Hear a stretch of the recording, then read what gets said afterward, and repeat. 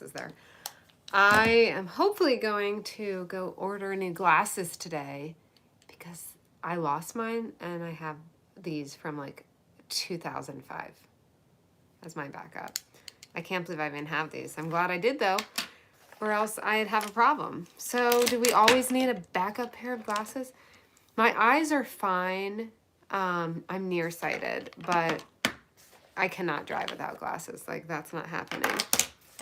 So let's see, what are we gonna do today? A little makeup, a little chat. I want to do a little Jesus calling.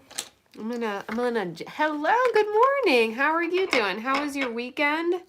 I wasn't on yesterday, so there that is. I'm gonna use my MAC today. I feel like using my Studio Finish concealer. So yeah, things are good here. I forget if I was on here last week. Cora was sick a couple days, but she's better now. It's just a cold. She was out 2 days. Oh, there's the foxes. If you guys did not see, look at my Instagram. I have a video of our little foxes. They are so cute, and they're playing on our playground. Hold on, I'm gonna see if they're doing it now. They were literally, like, I thought they were gonna freaking go down the slide. They were climbing up. We have a rock wall. They were like running around chasing each other, climbing up the rock wall. These two foxes. It was just precious. Anyway, there is a video of that on my Instagram. You don't use the gram? That's all right. It's not for everybody. It's good for business, and I love pictures and I love sharing, obviously, so it's good for me. So I forgot to put my moisturizer on. Well, I'll just have to put it around there. So what else is going on? That's about it. It's really cold. It's colder. I will say, for toward the end of January, pretty much. It's not too bad though. It's like, I think in the 40s this week mostly. But it's so dry. That's why I mentioned it. It's killing my skin. I'm already so dry. I've been drinking water, water, water. Sorry, people who want to save the world. I have my, I don't know why when I use filtered water, it hurts my stomach. Isn't that strange? I've tried multiple different ones and I don't know why. I thought it must be in my head at first. Like, that can't be. But I don't know if it's something with the charcoal. Right now my face looks different because the more moisturized looks a little more color. Then we got that. I'll let that just set in. So I have my podcast episode this week. It should be posted already. You can look on Apple. Actually, sometimes it takes hours to get on Apple, so I'll have to see. Hopefully it's posted. But still she thrives, and I am. It's on the cycle of abuse and how to avoid getting back in an abusive type situation. I love this. This I got last year, actually, right? Last year at, it's called the Natasha Denona Mini Crush Palette last year for Valentine's Day. And then I loved it so much. I got its little friends. I know it's very early. No one's probably even on here, but I'm going to use my beautiful Sephora Coach collaboration brush. I have a bunch of brushes. There's like 5 that came in the set. But we're gonna do a little pinky Valentine's look. I just ordered a new phone case from flaunt.com, and it's so pretty. They're square and they're like really sleek looking. It's kind of expensive. It was like $39. I had a coupon though for 15% off. No, it was 10%. I'm like 10, 15, I don't know. So anyway, it's called flaunt.com, and it's like, they're more elegant. It's a square shape. It's not like sharp and pointy, but it's square, and then on the edge of the phone case, it's like where it's square, they have shock absorbing material in there, so it is supposed to, you know, not crack easily or anything just because it's square. All right, which color? This is the closest to what I'm wearing. It's got kind of that orangier undertone. So we're going to do that.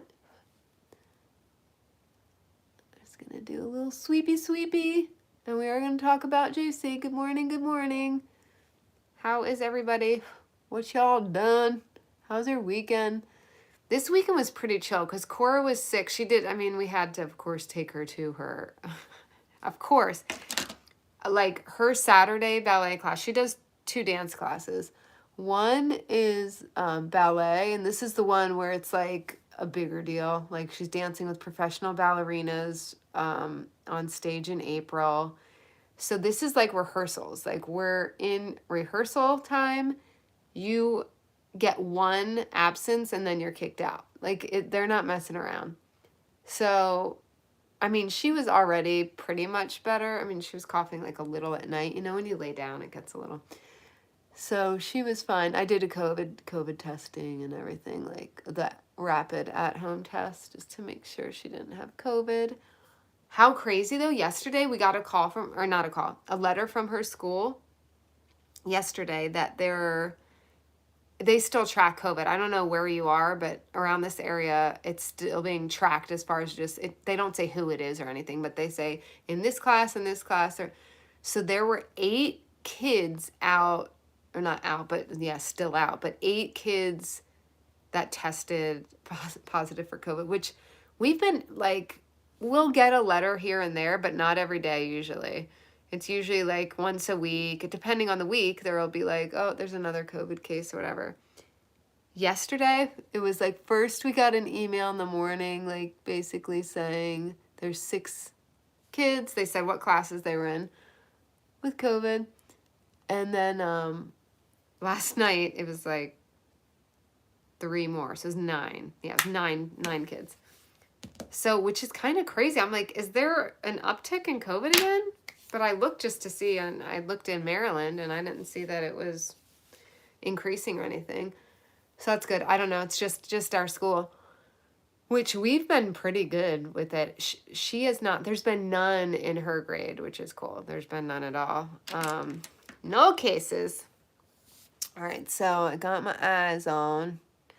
I don't do eyeliner like ever anymore. Should I do eyeliner? Maybe I'll do eyeliner today. Maybe I will. I need this mirror because Mama can't. When I try to do it in there, I can, but it just doesn't do as well. So my eyes have been so dry. I've also been using eye drops, and that's part of, I think, why I haven't been using eyeliner, because is this waterproof? Oh, it is waterproof. I was thinking it wasn't, so I was like worried it would spread when I put my eye drops in, because I have to put them on multiple times a day. I have chronic dry eye. No, I used to. I probably do now, so I may, when I go to get my glasses, talk to them about, might have to go to a different, right? There's a difference between the optometrist and the ophthalmologist. But there's that. Oh, by the way, I do like this eyeliner a lot. It's liquid. It's by Lancome, and it's called IDOLE, Ultra Precise. So I don't know. And then warm it up, Chris. I'm about to warm it up, Chris. That's what I was born to do. Name that tune. This is Too Faced Better Than Sex, which is my favorite. But when it is cold, someone just dropped off when I started rapping. Sorry, guys. If you're not here for it, you're not here for it. I'm here for it. No, when it's like colder out, it doesn't work as well. That's why I'm like, grr. And the actual tube can get dried out and flaky faster than others. But I go through mascara pretty quickly because I love it and I layer it on. I wear it every day. It's one of those things, like if I was on a desert island, it would be my jam. The thing about this, the eye drops, is it's like they crust over on my eyelashes.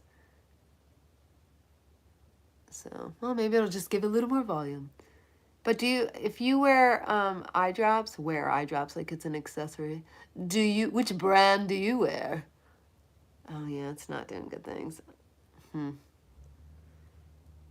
It kind of like, because I put so much in, it gets like, it hardens. They harden on my lashes. Cool story, huh? Cool story, bro. Anyway, so this week's episode of my podcast, which should be on YouTube, should be on Apple, I would think soon,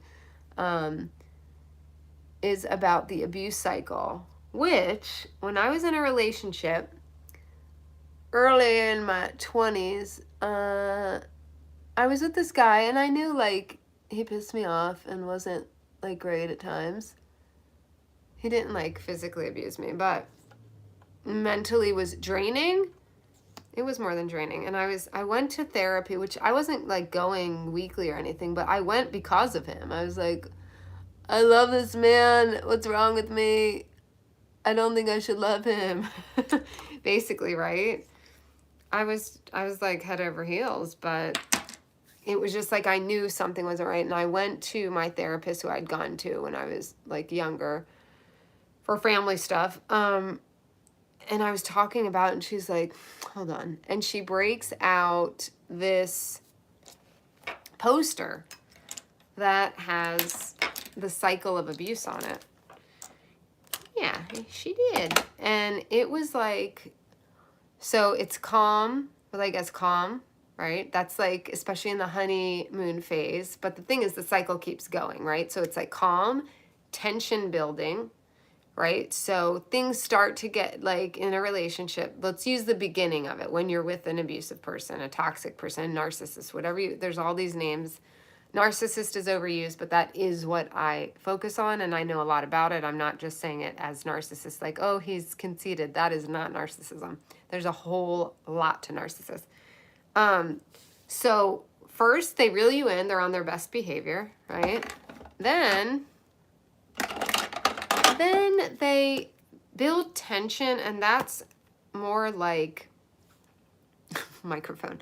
That's like things start to, you feel a little shift. You're like, oh, they're starting to maybe like show their true colors a little more, but you might just be like, oh, maybe they're stressed out, or hold on, my war paint.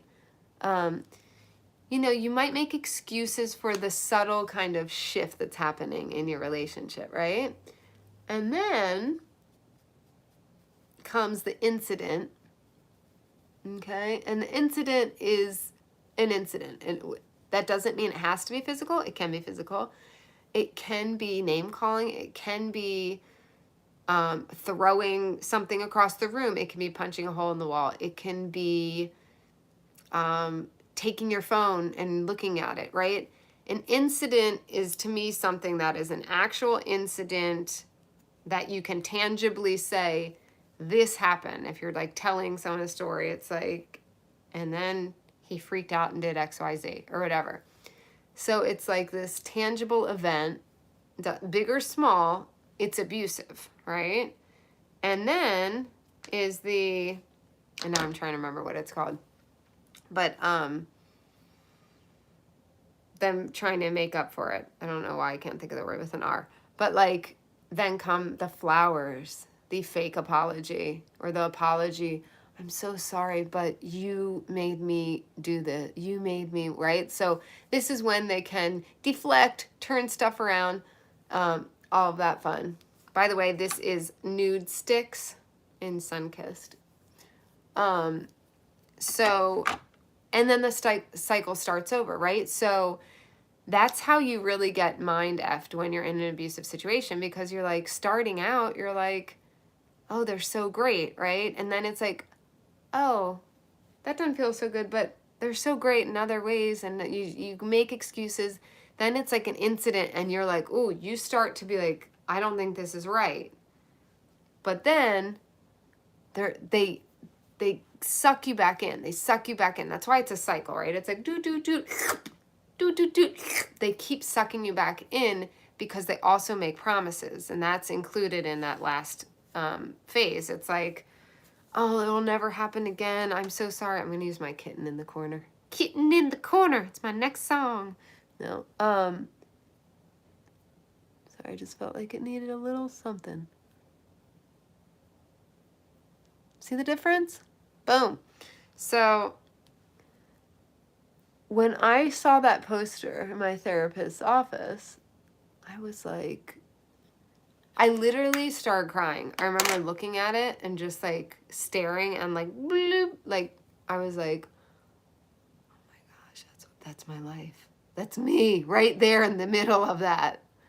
That's a beauty. Like I didn't think it was, you just think, especially when you're younger, like you think abuse is just physical, right?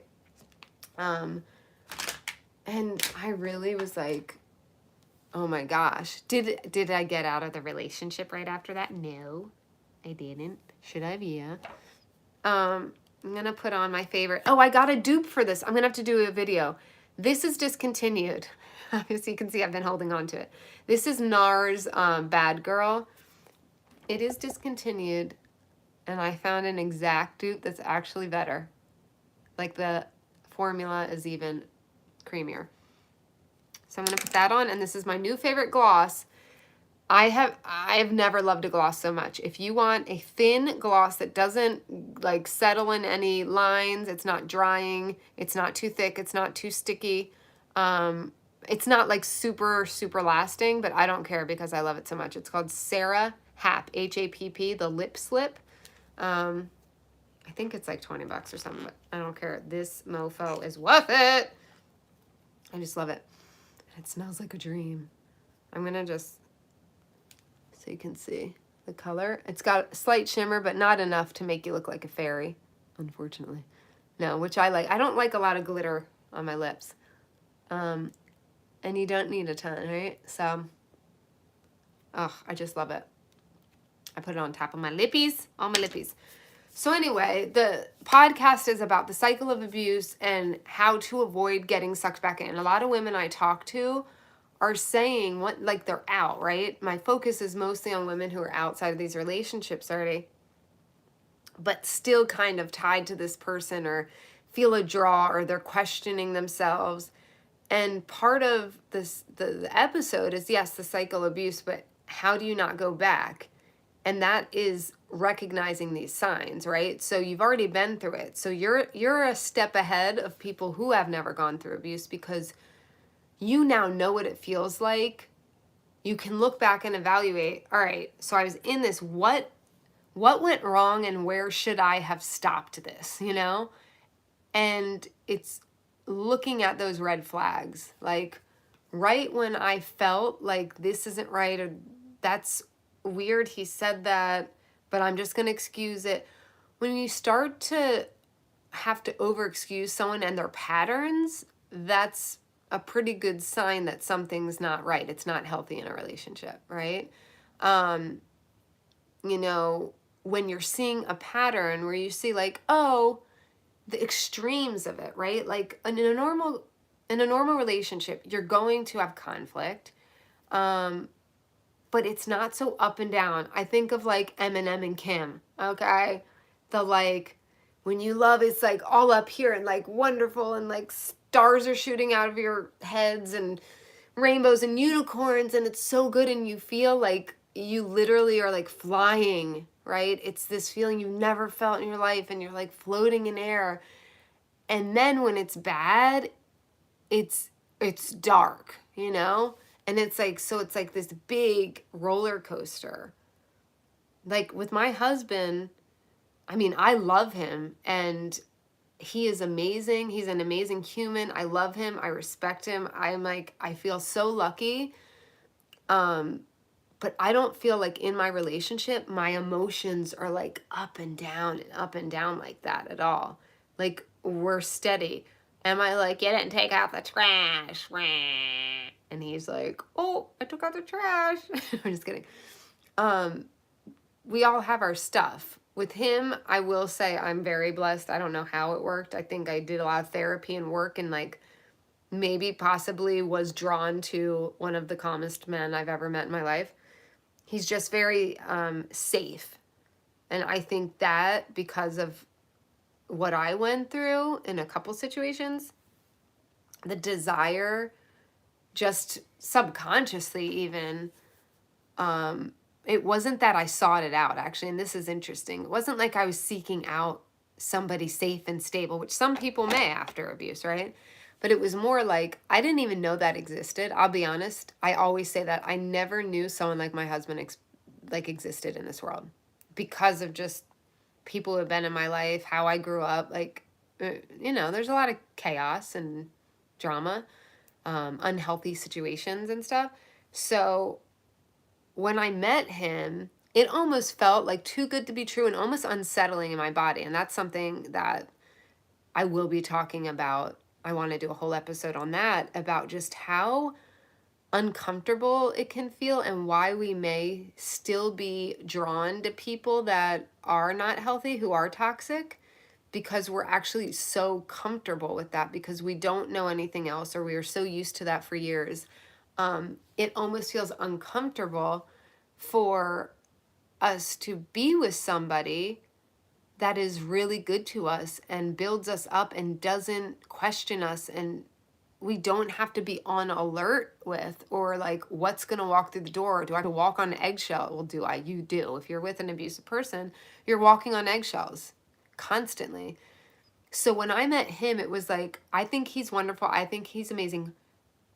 But I felt uneasy, like waiting for the shoe to drop. I'm like, this can't be real. So I doubted it. I was like, it was like in the beginning of our relationship, I feel like I was kind of looking for problems because I didn't believe it could be that good. And that's a problem that we have to face after abuse, because we're so used to unhealthy, the toxic environment, the ups and the downs, that we can even create them. So did I at times create problems where they were not? Yes. Make something a bigger deal than it was because inside I was deathly afraid of getting hurt.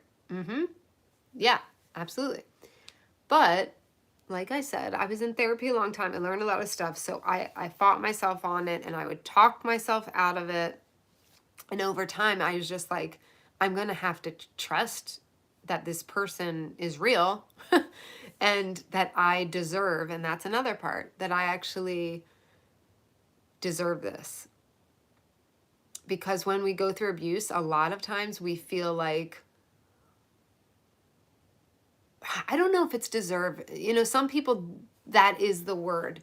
For me, it's also like, I just didn't think it was like possible. Like almost like, I don't know if I was like good enough or sweet enough. Like in my head, I'm like, you just have these doubts about yourself, right? So that was more, not so much deserving as I just like don't picture that my life to end up with such a great person and like a nice, happy, even, normal, peaceful life.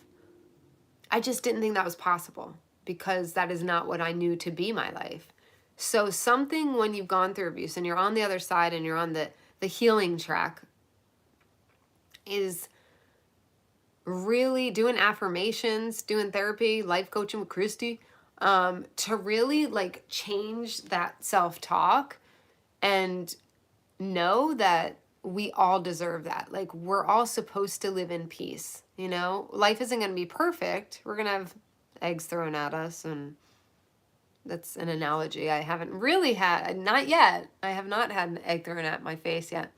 But we all do deserve a calm, peaceful life. And some of us, even some people who actually, the opposite can happen too, right? If you've grown up in a really, really peaceful life, I've seen this happen too.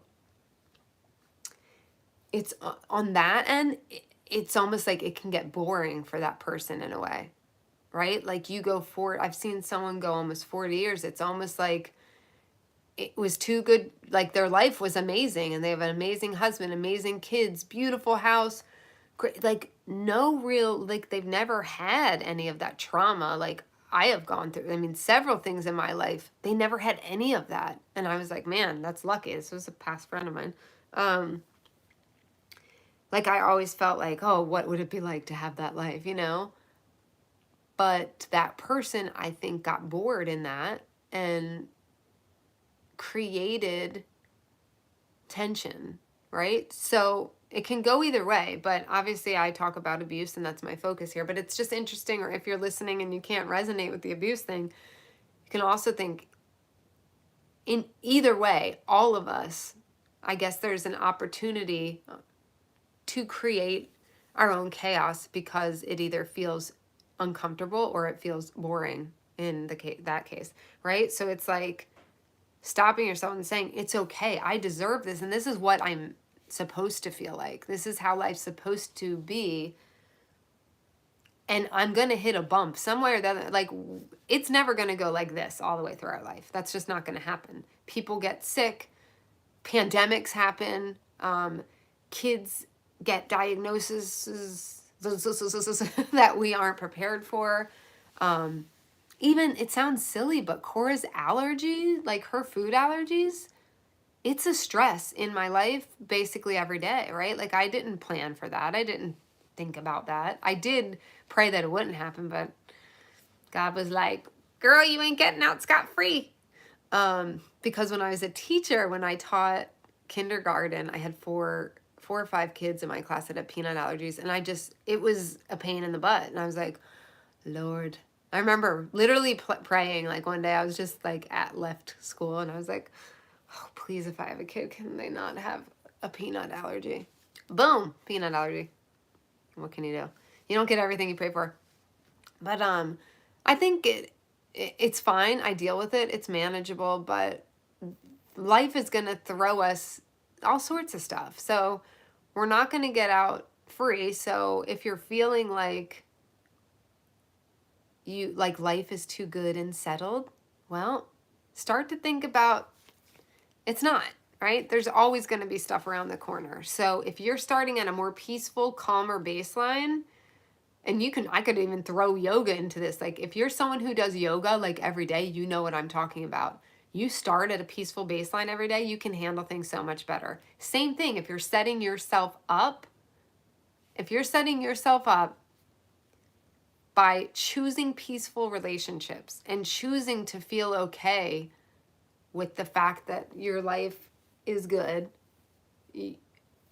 things are going to feel a lot more manageable in general. The end, my friend, amen. Do I have all my makeup on? I think I do. I guess it's time for Jesus after I've talked for 30 minutes almost. Okay, what's today? Is it the 24th? Woo-hoo-hoo. I have an Adele song stuck in my head. We listen to her every morning. That's all Cora wants to listen to. She just loves her Adele. I think it's the 24th. We're going to go for the 24th. All right, Jesus calling. My peace, look at that. We talk about peace today. What are the odds? Starts with my peace. They're very high because God is always watching. All right, my peace is the treasure of treasures, the pearl of great price. It is an exquisitely, I can't speak. Oh my gosh. Why can't I say exquisitely costly gift, both for the giver and the receiver. I purchased this piece for you with my blood. He sure did. You receive this gift by trusting me. And that's like the hardest part. We talk about trust in here all the time. Like it's so, like I just talked about that, right? With my relationship, I didn't trust that it could be that good. I was waiting for the other shoe to drop, right? So you receive this gift from God, this gift of peace. You get it. And it's like, I feel like it's almost an exchange of trust. You have to trust to get it. Because if you don't trust, you're not going to get the peace. So it is a gift exchange to me. You receive this gift by trusting me in the midst of life's storms. Just talked about. There's going to be storms. There's going to be little baby storms. There's going to be big ass storms. If you have the world's peace, everything going your way, ooh, like what you think. I think we should put it that way. If you have what you think is peace, the world's version of peace, like, oh, if I had all the money, I could do this. If I had all the money and I had this car, and if I could do this and that, like all these material or like physical wishes, if you had that, everything going your way, what you think should go your way, how you think, you don't seek my unfathomable peace, because we can't even imagine what God's peace actually looks like. And this is actually creeping me out, because I talked about peace like all day yesterday, all day with myself now. But I talked to my friend Carol. What's up, Carol? You out there? She watches sometimes. Carol I actually met through YouTube, but her and I are very, very good friends now. And we were talking about peace yesterday, how people, even at like in abusive situations, we're talking about it because of, we were talking about my podcast, people think they want peace, like they want this peace. But when you actually find peace, that true peace, and like God's type of peace that he's talking about, the unfathomable, you can't even imagine what it's like. And her and I have gotten to that point. She's also she's amazing, but she's very self-aware, always growing. We're always on this like grow path together. And we've both reached, I mean, we're still growing. We're still not there. You're never like here, right? It's all a journey. But we have such deep peace in so many ways, I think other people don't even know they're looking for. And so we have this peace, and we're talking about how it's like you can't even describe it. And that is where confidence and trust comes from, when you have that really, really deep peace. That it's just weird because we're talking about it, so I had to talk about that. There we go. Thank me when things do not go your way. And I was just listening to Joyce Meyer this morning, and she said that God told her, I have, like, when plan A doesn't go right for you, I have a plan B. And plan B can be better than plan A. She said plan B is for better, right? Thank me when things do not go your way, because spiritual blessings come wrapped in trials, which we know, but in the midst of it, it's always hard to see it that way, especially if they're big trials. Adverse circumstances are normal in a fallen world. Yeah, it's true. Expect them each day. Like I said, this is like on point with me, what I've already said today. Expect them every day. Each day. Every day I have to deal with EpiPens and allergy things, Cora's asthma, just the isolation, the effects of our own isolation during the pandemic. Like, they're still here. They're still real. I still have anxieties I did not have before the pandemic, or just, I don't know about anxieties, but just getting used to things being a certain way, or like being around huge crowds again, or, you know, it's just, there's trials every day, right? Adverse circumstances, oh, I already said that part. Rejoice in the face of hardship, for I have overcome the world. So, no, God's got his plan B for you. So actually, thank him. When things don't go your way, be like, oh, okay, I see you. Things didn't go our way. And it's like, the more things that I find, the more things that don't go my way, that end up being better or turning out great, the more I have trust. Like, here's an example. Last year, we really wanted to get into a certain school for Cora. I don't know. I felt a pull toward that school. Her friend goes there. It's close by. And I trusted that would work. We had gotten in pre-pandemic. She had gotten accepted. And I kind of just thought, oh, we'll just, after the vaccines, we'll put her back in. So I called last January to put her back in a year ago. And they were like, oh, we're full. And I was like, I didn't even think of that as an option, like as a possibility, I guess, which was stupid. But private schools really filled up during pandemic. But, you know, so they had like a wait list. And she's like, I can't even put you on the wait list. And I was like, what? And I was really confused, because I felt this, I'm like, why would I have this pull to that school? Like, if it wasn't meant for me. But I just trusted. I was like, okay. So I immediately toured a bunch of schools, had a spreadsheet, went real Christy about it, phone calls, a million questions. And it did also, none of those questions, none of those spreadsheets were really where my answer lay, whatever. It was when I walked in the school to tour, I was like, this is it. That was it. I was like, I know this is the school we're supposed to go to this year. And it was like, it felt so good. It felt right. Now, I'm not going to get into all this, but does that mean that other school isn't in our future at all? I don't know. I still wonder, well, why did I have that pull, right? But for this year, it was perfect. And I cannot tell you how the transition back into in-person school, Cora really thrived. And this teacher, her teacher is amazing and was you could not get a more perfect teacher for Cora for transitioning back, because Cora is a perfectionist. They're big on handwriting in private schools, right? And she had been doing just typing for a year. So she was very critical of her own handwriting, just like some weird stuff I won't get. But with kids, there's always little things. And she's a perfectionist. And so she was so hard on herself. And this teacher, there could have been a teacher that was like, yeah, do better. This teacher was such a blessing for Cora, really kind of struggling with perfectionism as she went back into school, like into in-person school, navigating the allergy at school, like, all of that. Whoa, it's a party in here. So through like that, even just stacks on my trust for knowing, like, if something doesn't go my way, even if I pray for something and God's like, nope, that's not, and I'm like, but I prayed real hard and I felt like it felt right. It wasn't right at that time. Will it be? I don't know. But I know, because we went through that, even though it didn't turn out how I wanted or how I thought it should, I was like, logically, this makes so much sense. Why isn't this happening?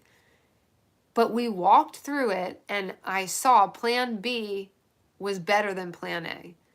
So it's like, the more you go through and trust and actually take a step back and say, oh, look at all the things that I thought should go a certain way, or I wanted to go a certain way, didn't work out, how they ended up being right, how they ended up working out maybe even better than plan A.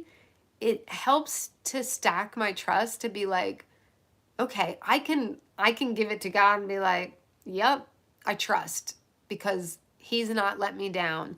Have I had letdowns? Yes. I mean, I've had some traumatic crap happen to me, but it has led me here to now doing this podcast, working with members of the community to help women in abusive situations. Like, never in my life did I think, I don't know why I'm feeling emotional about it. I just never would have pictured that this is where my life is, and I'm so fulfilled and happy, but more importantly, I'm getting to help so many people. And it's like all the stuff that went wrong, or I felt like wasn't fair, maybe I was dealt this hand, whatever. I've always been positive and gotten through it, but it all led me here, and I would not be able to do what I'm doing without that experience. So that's where I just feel like I have such trust in God, even when things are hard. Like, okay, I've been through harder. Maybe I'll go through even more hard. I'm sure I will. As we get older, a lot of more crap will be thrown at us. But it's like, I've been through hard, and look where it led me. In the moment, it was awful. I can't tell you some of the very hard,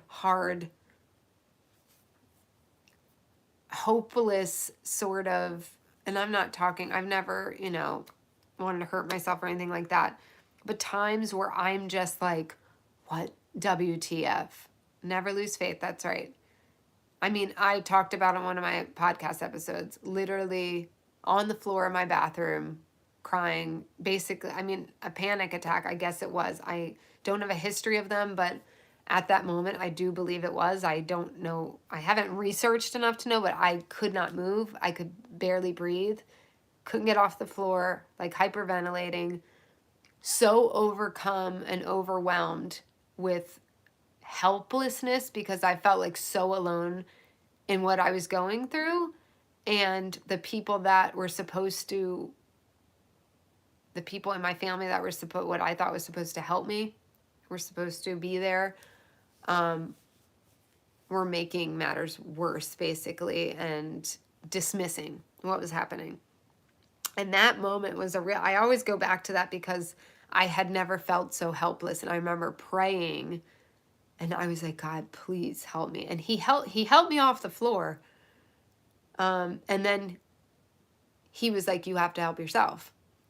So I had to get myself out of the situation, right? Like I had to make a decision that I had to get out of this myself. And that's where my boundary work all started.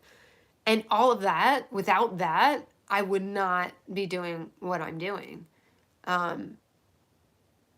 So it's making your mess your message. That's what Joyce Meyer said this morning. I like that. Make your mess your message, right? I have a whole lot of mess that I went through, and it's my message, but more importantly, it's the motivation, the catapult forward to grab as many hands as I can to help get out of situations, to get the strength, because we don't all have the strength. And I feel like my gift was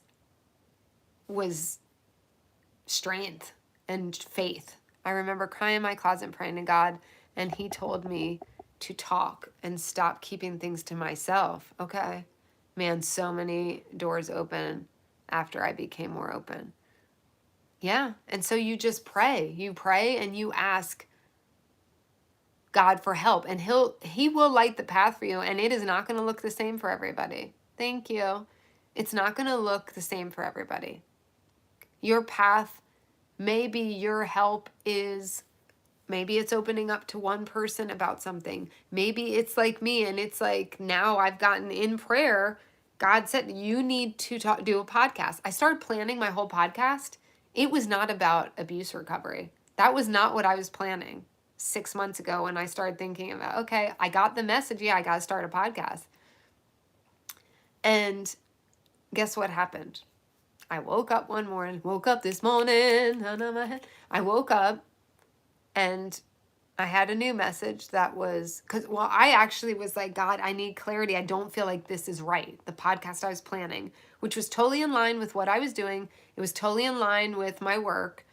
And I was like, God, I need clarity. And I felt, we say we hear God, we feel God, whatever. I just felt, I call it an impression because I don't know how else to describe it. But I felt, are you sure you're ready? And I was like, what? It was like, are you sure you're ready? And I was like, yes, I'm ready. I'm ready. And then I got the feeling, you need to talk about what's really behind all of this. And I was like, what's behind all this? And then I was talking to my friend, a new friend. I had just met her and we were chatting. And I was talking to her about the podcast thing. And she goes, I said, I'm just like, I can't get clarity. And she goes, well, why are a lot of your women are where they are? Like, where does it come from? Something like that. And I was like, well, a lot of them were like in abusive situations. Like and it's weird. It was that simple. And I was like, that's what God, he wants me to go deeper. He wants me to talk about what's the real issue. Not like, oh, your confidence sucks, or you're not doing that thing you're doing, or you don't believe in yourself, or, you have an identity you're not connecting to because you're a mom. That was all the surface stuff. But most of my clients that I had worked with, that all came from childhood stuff or the relationship they were in where they were held back. And I worked with them on that stuff, and I got into the deep stuff, but I wasn't talking about it like I am now. So it's amazing how that, and once I was like, okay, I'm ready, and it got clear, then I was like, this is it. And I felt so at peace and like, okay, This is vulnerable. I'm going to have to talk about my own stuff, which is not comfortable, not safe feeling. But this is, I know, like I just know this is the road I'm supposed to be on right now. Absolutely. No question. And I've already now, like, I just talked to a women's abuse shelter yesterday. They're going to be on my podcast, and like, I'm going to partner with them, hopefully do a fundraiser. Like, there's just stuff in the works, and it just feels so right. And I'm overwhelmed, and it's a lot of work, but I'm like here for it. Are you ready? God's like, are you ready? Yeah, I'm ready. So that was a total side tangent, but hopefully it inspires you to trust, right? I went through hell, but now look where I am. And there's a lot of stories. There's a lot of people out there with those stories, right? There's a lot of like, or rags to riches stories, right? And it's inspiring. I'm not saying I'm inspiring, I'm saying in general, the using your pain for power is inspiring. Not everyone can do it. So then there's people that are helpers and teachers and leaders that can help bring those people up, you know? I want to open up about what I'm going through, but I'm afraid to, like I did before. Well, and you have to discern, because you don't want to force yourself. Years ago, I felt so empowered when I first started, you know, I put boundaries up, I disconnected from certain people. I felt powerful, like also almost like more of a, not revenge, but like a, forget this, I'm going to tell everyone about this person specifically. But it didn't feel totally right. I didn't force it, because some people will force it because they feel emboldened, and don't go from that place. Pray on it. Is this the right thing for me to open up? There's certain ways to open up, right? I didn't think I could do a podcast without really talking about who the problem was. I just didn't. I was like, it's not going to reach people if I'm not open, totally open about it. And God was like, yeah, you can. You don't have, you could just have talked about your experience. You don't have to say who and call people out. Will I one day, will that come out? I have no idea. I'm not worried about it. I trust that it will naturally come out if it's supposed to. I don't think there's a need for it right now. But that's what you have to make sure you're not forcing it. You're not forcing opening up too much in some way that's not beneficial to you. So you really have to pray and say, ask for guidance. How am I supposed to open up about this? Is it safe for me to open up? When's the right time to open up? The how, I would pray and just wait. The answer will come. Trust the answer will come. I am very trusting in that way. I'm like, I'm so impatient. I'm the most impatient person in the world. So that's been a struggle, but I'm finally at a point when I really sit and think about it, I'm like, it's not on my timeline. It is not my timeline. It's none of our timelines. You think you can sit and plan out your little life? That's cute. It is God's timeline. Woo!